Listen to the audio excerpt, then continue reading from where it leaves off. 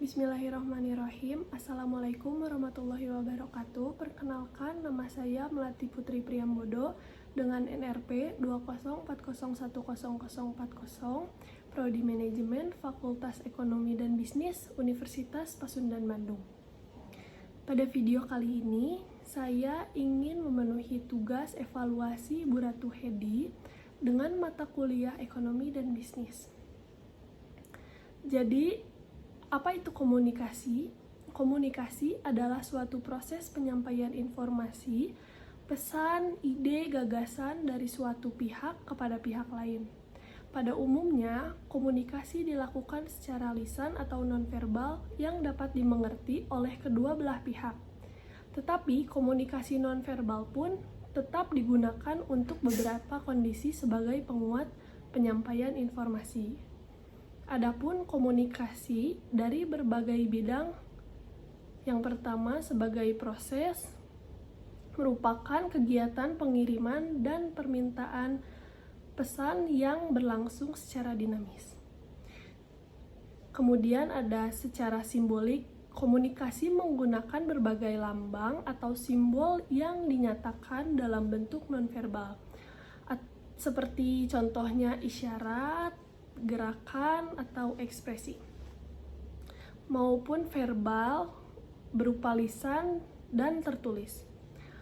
Kemudian sebagai sistem terdiri atas unsur-unsur yang saling bergantung dan merupakan satu kesatuan yang integratif.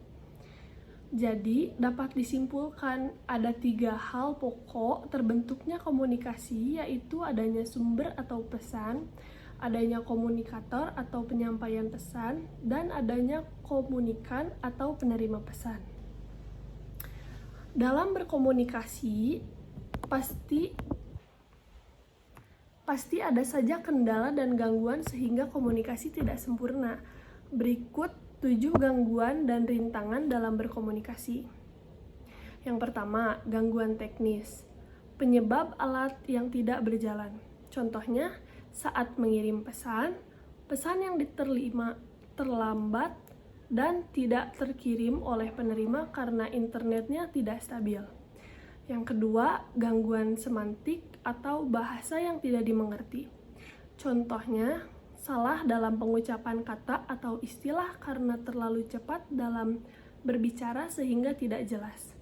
Kemudian yang ketiga, ada gangguan psikologis atau masalah individu dan perasaan. Contohnya, prasangka, ekspektasi yang tidak akurat, emosi yang ekstrim saat berkomunikasi. 4.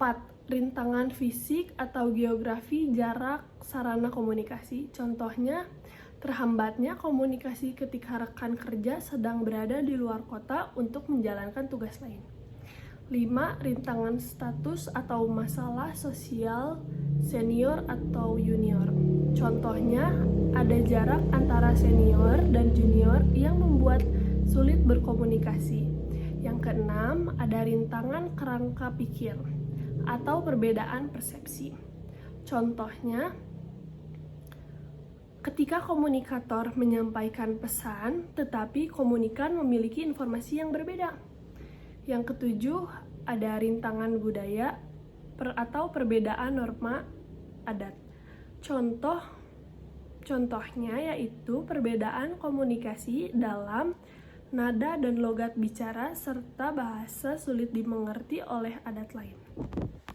Sekian video dari saya, mohon maaf bila ada kesalahan. Wassalamualaikum warahmatullahi wabarakatuh.